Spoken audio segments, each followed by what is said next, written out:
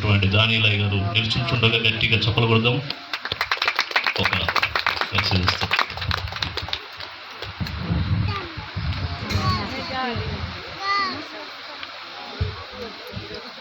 దయతో తలలు వంచినట్లయితే చిన్న ప్రార్థన చేసుకొని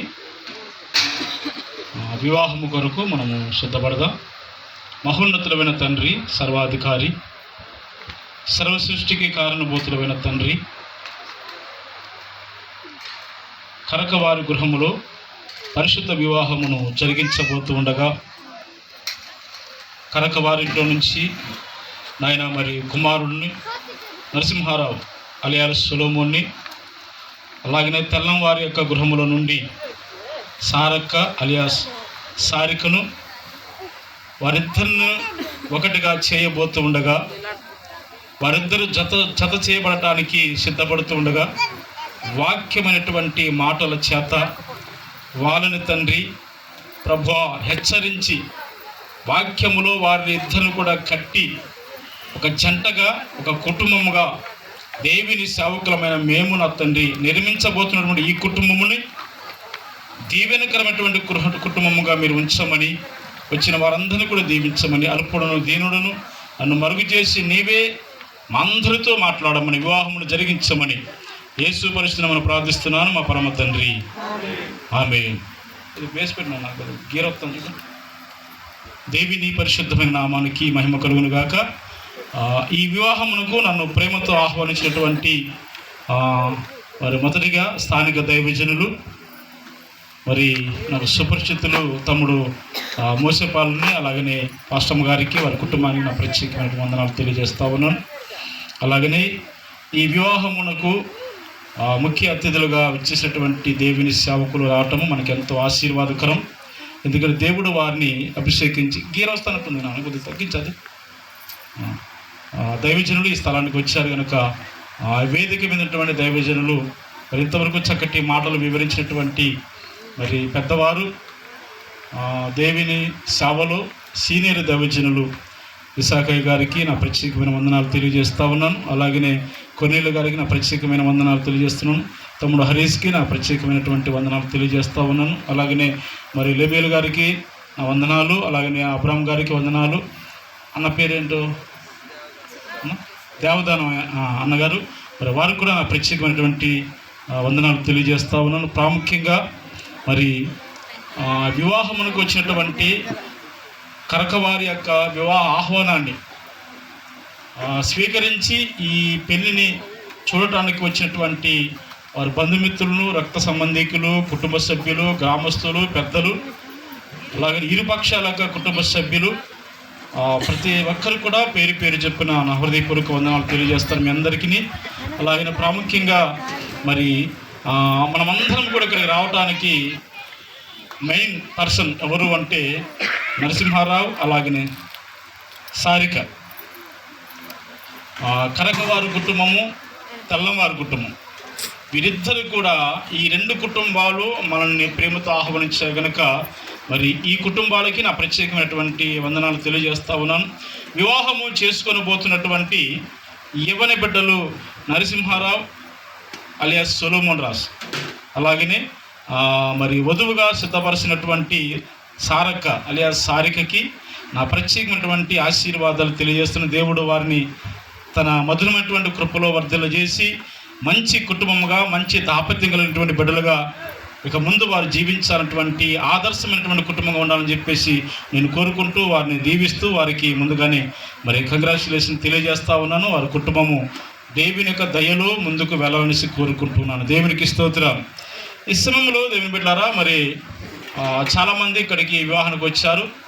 దయతో మరి ఇక్కడ కూడా చాలా కుర్చీలు ఖాళీగా ఉన్నాయి. మీరందరూ కూడా వివాహం కొరకు వచ్చారని చెప్పి అనుకుంటున్నాను. ఎందుకంటే వివాహం కొరకు వచ్చారు కనుకనే ఇప్పుడు వచ్చారు. అదే భోజనాల కొరకు వస్తే 1 గంట తర్వాత వస్తారు. కనుక మీరందరూ ముందు వచ్చారంటే ఈ వివాహమును తిలకించడానికి వచ్చారని చెప్పి మేము అనుకుంటున్నాం. ఎందుకంటే మీరు భోజనాల కొరకు రాలేదు, వివాహం కొరకు వచ్చారు కనుక దయతో ఇక్కడ చాలా కుర్చీలు ఖాళీగా ఉన్నాయి. అక్కడక్కడ ఉన్నటువంటి బిడ్డలు కూడా ఈ బిడ్డను ఆశీర్వదించాలని, ఈ వివాహమును చూడాలని, వీళ్ళని మీ హస్తముల చేత, మీ హస్తములతో వారిని పెద్దలటువంటి మీరు దీవించాలని చెప్పేసి వచ్చినటువంటి వాళ్ళందరూ కూడా ఇక్కడికి రండి. దేవుడు ఈ రోజున మీతో మాట్లాడుతున్నాడు కనుక క్రైస్తవ వివాహములో ఒక గొప్ప అంటే చాలా వివాహాలు మనం చూస్తూ ఉంటాం, కానీ క్రైస్తవ వివాహంలో దేవుని బిడ్డ ఒక ప్రత్యేకత కనబడుతుంది. క్రైస్తవ వివాహంలో ఒక ప్రత్యేకత. చాలా వివాహంలో పెళ్లి కుమారుడు పెళ్లి కుమార్తెతోటి వారు వివాహం జరిగిస్తూ ఉంటారు, కానీ క్రైస్తవ వివాహంలో వారిద్దరిని కూడా ఒకటి చేయక మునుపు, జత చేయక మునుపు భార్య అంటే ఏమిటి, భర్త అంటే ఏమిటి, భార్య భర్తలుగా ఎలాగుండాలి, ఎలాగ జీవించాలి, భర్తకున్నటువంటి అర్హత ఏంటి, భార్యకున్న అర్హతలు ఏంటి, ఒకవేళ వివాహమైన తర్వాత సమస్యలు, కష్టాలు, శోధనలు, ఆటుపోటులు, అవాంతరాలు, ఒకరి మీద ఒకరికి వ్యతిరేకతలు, ఇవన్నీ కూడా వస్తూ ఉంటాయి. అలాంటి సందర్భంలో భార్యాభర్తలుగా ఎలాంటి తగు జాగ్రత్తలు తీసుకోవాలి, వివాహమైన అనంతరము ఎలాగ జీవించాలన్నటువంటి అనేకమైన విషయాలను ఈ యవ్వన బిడ్డలకి తెలియజేసి వారిద్దరిని కూడా ఒక ఒప్పందంలోనికి, ఒక ఒడంబడిక చేసి ఈరోజు మరి వీరిద్దరు కూడా ఆ వివాహం చేయక మునుపు కూడా దేవుని సేవకులు ఏం చేస్తామంటే వాళ్ళని ప్రమాణాలు కూడా చేపిస్తూ ఉంటాం. ఏం ప్రమాణాలంటే భర్త ఎలా ఉండాలి, భార్య ఎలా ఉండాలి, భార్యాభర్తలైన తర్వాత ఏ విధంగా జీవించినటువంటి ప్రమాణాలు దేవుని సేవకులుగా చేపిస్తూ ఉంటాం. కనుక వివాహం అంటే ఆసామాసి కాదు, వివాహం అంటే సరదాగా చేసుకునేది కాదు, వివాహం అంటే ఏదో ఆనందం కొరకు చేసుకునేది కాదండి. సరదా చేసుకునే వివాహాలు కూడా ఉంటాయా? సరదాగా కూడా చేసుకునే వివాహాలు ఉంటాయంటే ఉంటాయి. కొన్ని వివాహాలు కప్పలకి వివాహాలు చేస్తారు, చూశారుగా, మనం చూసాం కదా, కప్పలకి వివాహాలు చేస్తాం. దేందుకు? అది సరదా కొరకు చేసిన వివాహం అది. అలాగనే గాడిదలకి వివాహం చేస్తూ ఉంటారు. నేను ఒంగోలు చూస్తాను, గాడిదలకి వివాహం చేసేటువంటి సంఘటన చాలా భార్యతలు చేస్తారు. అది కూడా దేనికి? సరదా కొరకు. చెట్లకి వివాహాలు చేస్తారు, అది కూడా సరదా. కానీ ఈరోజు జరిగించబోతున్న ఈ వివాహము ఏది? నరసింహారావుకి సారికకు జరిగించబోతున్న వివాహము సరదా కొరకు కాదు. ఈ మధ్య వివాహాలు సరదాలకి అలవాటు పడతా ఉన్నాయి. ఫారిన్ కంట్రీలో చూసినట్లయితే వివాహములు ఎలా చేసుకుంటున్నారంటే కొంతకాలం, 1 సంవత్సరమో 2 సంవత్సరంలో ఒప్పందం కుదుర్చుకొని కలిసి జీవించడానికి ముందుగానే వాళ్ళు ఒప్పందం కుదుర్చుకుని వివాహం చేసుకుంటున్నారు. అంటే వివాహం అంటే 1 సంవత్సరానికే, భార్యాభర్తలుగా 1 సంవత్సరము కలిసి గడిపి ఆ తర్వాత నీకు నాకు కుదరకపోతే విడాకులు తీసేసుకుందని చెప్పేసి పెళ్లి కాక ముందే ఒక ఒప్పందం రాసుకొని 1 సంవత్సరం 2 సంవత్సరాలు మనం కలిసి ఉందాం, ఆ తర్వాత ఉండాలనుకుంటూ ఉందాం, లేకపోతే విడాకులు తీసుకొని ఎవరి దారి వెళ్ళిపోతాం. ఇలాగా ఒక అంటే వివాహ సాంప్రదాయానికి సంబంధించినటువంటి వ్యతిరేకమైనటువంటి సాంప్రదాయాలు కూడా ఈరోజు వేరే వేరే కంట్రీలో వస్తూ ఉన్నాయి, మన దగ్గర కూడా వస్తూ ఉన్నాయి. దేవుని బిడ్డారా, ఈ మధ్యకాలం నేను పేపర్లో ఒకటి చూశాను.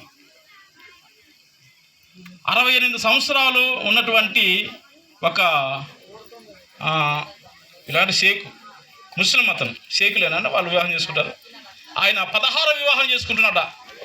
ఎన్నో వివాహము? 16 వివాహము.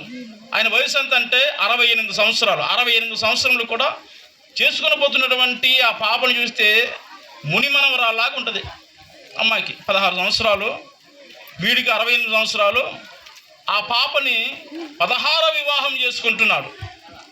చాలామంది వివాహాలు నిజమే. అసలు వివాహం అంటే ఏమిటి, వివాహం యొక్క ఒప్పందం ఏమిటి, వివాహం గురించి తెలియకుండా అనేక మంది భార్యాభర్తల జీవితంలో సమస్యలు, కలతలు, ఇబ్బందులు, ఇరుకులు వచ్చినప్పుడు ఎవరి దారి వారే తట్టబుట్ట సర్దుకుని వెళ్ళిపోతా ఉన్నారు. చాలా కుటుంబాలు విచ్ఛిన్నమైపోతున్నాయి.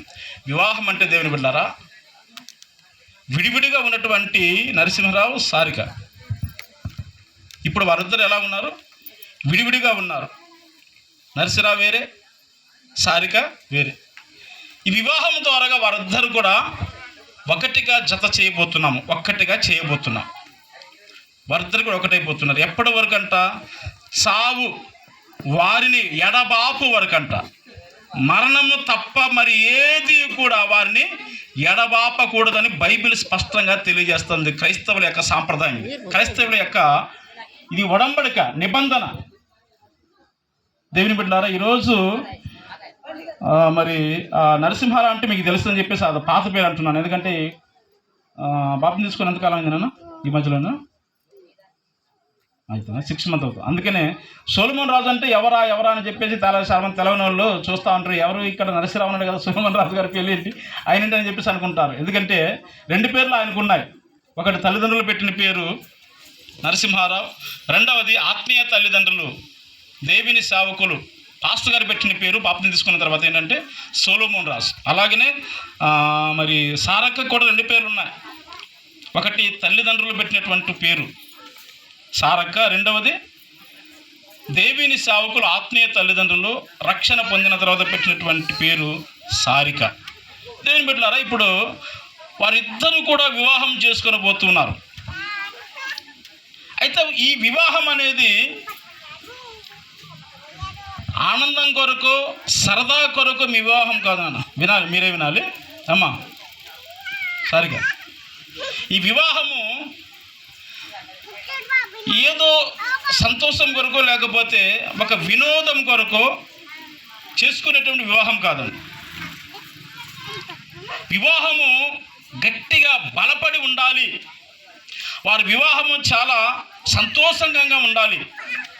భార్య భర్తలు అంటే ఇట్లా ఉండాలి అని బయట వాళ్ళు మన గురించి చెప్పాలి.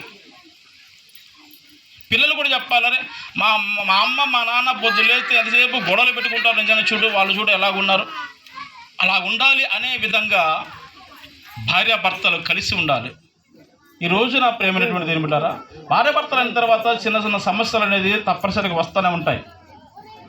కానీ వాటన్నింటిలో కూడా చాలా జాగ్రత్తగా భార్య భర్తలు ఎలాగ జీవించాలి, ఎలాగుంటే వారి కుటుంబం మధురంగా ఉంటుంది, సంతోషంగా ఉంటుంది, వారు విడిపోకుండా ఎన్ని సమస్యలు వారి జీవితంలో కలిగినప్పటికీ కూడా వారు ఆనందంగా ఉంటారని చెప్పేసి కొన్ని విషయాలు నేను తెలియజేయాలని చెప్పేసి మనవి చేస్తూ ఉన్నాను. దేవునికి స్తోత్రం. చాలా ఎండలు భయంకరంగా ఉన్నాయి కనుక ఎండ కూడా చాలా విపరీతంగా ఉంది. అందుకని త్వరగా మరి వివాహంలో మనము జరిగిద్దాం. ఎందుకంటే వివాహం చేసుకునే ముందు, ఎందుకంటే చాలా కుటుంబాలు చూస్తూ ఉన్నాం, చాలా కుటుంబాలు చూస్తున్నప్పుడు బాధేస్తూ ఉంటుంది.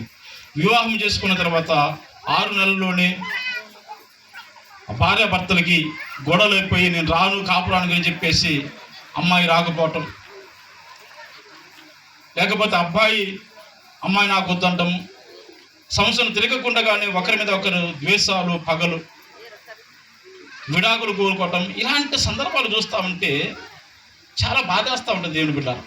కనుక క్రైస్తవ వివాహం అనేది చాలా చాలా ప్రధానమైనటువంటిది. ఎందుకంటే వివాహం గురించి దేవుడు చాలా ప్రాముఖ్యమైనటువంటి విషయాన్ని ఇంత పాస్టర్ గారు చెప్పారు. వివాహం అంటే అన్ని విషయంలో ఘనమైనది. అంటే దేవుని దృష్టికి వివాహం అనేది చాలా చాలా ఘనమైనది. 3 పాఠాలు చదివించారు పాస్టర్ గారు. ఒకటి ఆదికాండము, రెండవది ఎఫెసీయుల పత్రిక, మూడవది యోహాను సువార్త. మొదటి పాఠంలో ఆదికాండంలో చూసినట్లయితే మానవుణ్ణి దేవుడు ఎలాగ నిర్మించాడు అనే విషయాన్ని మేము అక్కడ చూస్తూ ఉంటాం. ఒంటరిగా నిర్మించినటువంటి మొట్టమొదటి ఆదాముని ఒంటరిగా ఉన్నాడు, అతని కొరకు చాలా సమకూర్చాడు, కానీ అతడు ఏ సహాయము కూడా తనకి సాటైన సహాయముగా రాలేకపోయింది అనేటువంటి విషయాన్ని అక్కడ చూస్తూ ఉంటాం. అందుకని ఆదాముగా అంటాడు దేవుడు, వానికి సాటి అయినటువంటి సహాయమును చేయుదననుకొనెను అన్నారు. తర్వాత దేవుని బిడ్డలారా, అందుకని దేవుడు మరలా అవ్వని సృష్టించాడు. వారిద్దరిని తీసుకొచ్చి ఆ స్త్రీని తీసుకొచ్చి ఆదాము ముందు పెట్టినప్పుడు ఆదాము అప్పటి వరకు ఎన్నో ఉన్నా కూడా సంతోషం లేదు. కానీ ఎప్పుడైతే ఆ స్త్రీని చూశాడో, నా ఎముకల్లో ఎముక, నా మాంసములలో మాంసమా, ఇది నరుల్లో నుండి తీయబడిన కనుక నారీ అనబడని చెప్పి సంతోషాన్ని వ్యక్తపరిచాడు.